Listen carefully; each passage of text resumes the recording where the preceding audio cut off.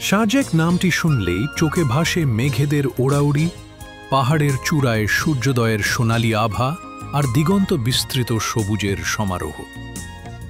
রাঙ্গামাটি জেলার বাঘাইছড়ি উপজেলার এই মেঘের রাজ্য যেন প্রকৃতির এক আশ্চর্য লীলাভূমি। পর্যটকদের কাছে সাজেক মানে শান্তি আর সৌন্দর্যের এক অনবদ্য অভিজ্ঞতা। কিন্তু এই মনোরম দৃশ্যের আড়ালে লুকিয়ে আছে এখানকার মানুষের এক অন্যরকম জীবন কথা। ৬০ দশকে কাপ্তাই বাঁধ নির্মাণের পর বাস্তুচ্যুত মানুষেরা যখন এখানে নতুন করে বসতি স্থাপন করে, তখন থেকেই সাজেকের বর্তমান রূপের সূচনা। যুগের পর যুগ ধরে এই মানুষগুলো প্রকৃতির সঙ্গে লড়াই করে নিজেদের অস্তিত্ব টিকিয়ে রেখেছে।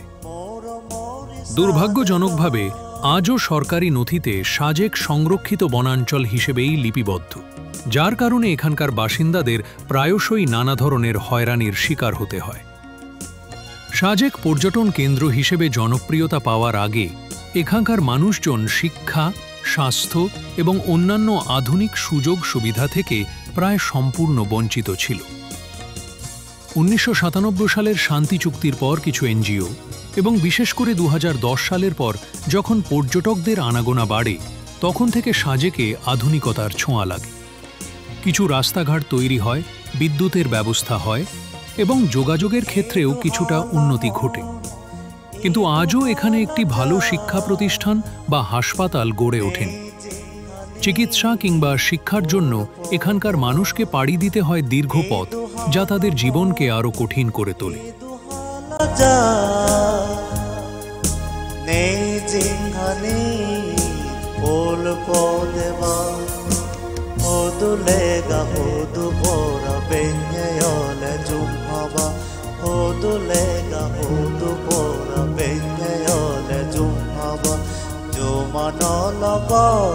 এমনই এক কঠিন বাস্তবতার মধ্যে বেড়ে ওঠা একজন মেয়ে, রিজাংসি চাকমা। ফেসবুকের মাধ্যমে তার নাম আজ অনেকের কাছে পরিচিত। যেখানে আমাদের বেশিরভাগ আদিবাসী মেয়ে সামাজিক মাধ্যমকে শরীর অশালীন নাচ দেখিয়ে টাকা ইনকামের মাধ্যম হিসেবে ব্যবহার করেন, সেখানে রিজাংসি তার ছোট ছোট ভিডিওর মাধ্যমে তার এলাকার মানুষের সুখ, দুঃখ, ক্ষোভ, প্রতিবাদ এবং সমস্যাগুলোকে তুলে ধরছেন, যা খুবই প্রশংসনীয়।